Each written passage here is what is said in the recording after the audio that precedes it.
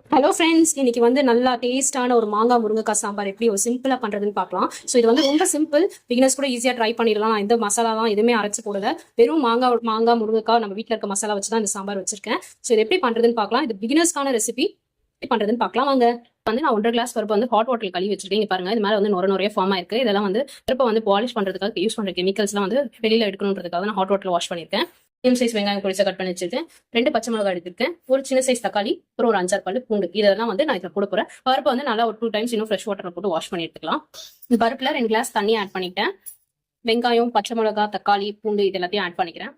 இது கூட 1/4 table spoon மஞ்சத்தூள், 1/4 டேபிள் ஸ்பூன் சீரகம் ஆட் பண்ணிக்கிறேன்.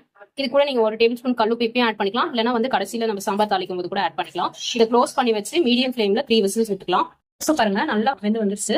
ஸோ இதை கன்சிஸ்டன்சில பருப்பு இருந்தாலும் சாம்பார் சாப்பிடும் போது நல்லா இருக்கும். ஸோ நீங்க மத்தெல்லாம் வச்சு எதுவும் கரைய வேணாம், ஜஸ்ட் கரண்டி வச்சு இப்படி மிக்ஸ் பண்ணி விட்டீங்கனாலே நல்லா பருப்பு நல்லா கொஞ்சம் கொள்ள ஆயிரும். நான் வந்து ஒரு மீடியம் சைஸ் வெங்காயம் நல்லா பிடிச்சா கட் பண்ணி வச்சிருக்கேன். கொஞ்சம் கருவேப்பிலை எடுத்து வச்சிருக்கேன்.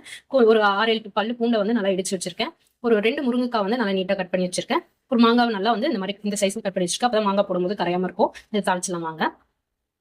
தாளிக்கிறதுக்கு நான் 2 tablespoon sunflower oil add பண்ணிக்கிறேன். நீங்க கடலை ஆட் பண்ணீங்கனாலும் சாம்பார் வந்து நல்லா டேஸ்டா இருக்கும். பட் நான் சன்ஃபிளவர் ஆயில் தான் ஆட் பண்ணியிருக்கேன். எண்ணெய் சூடாயிடுச்சு. 1 டேபிள் ஸ்பூன் கடுகு ஆட் பண்ணிக்கலாம்.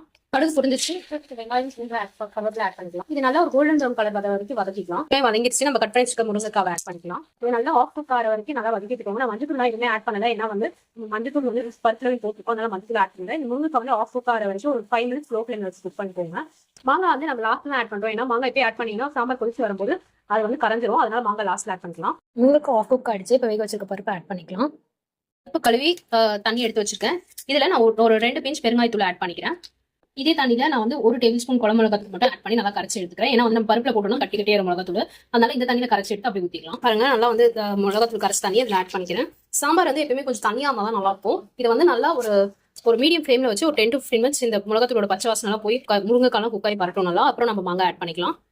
பாருங்க, நல்லா கொதிச்சு வந்துருச்சு. இப்போ நம்ம கட் பண்ணி வச்சுக்க மாங்காய் ஆட் பண்ணிக்கலாம்.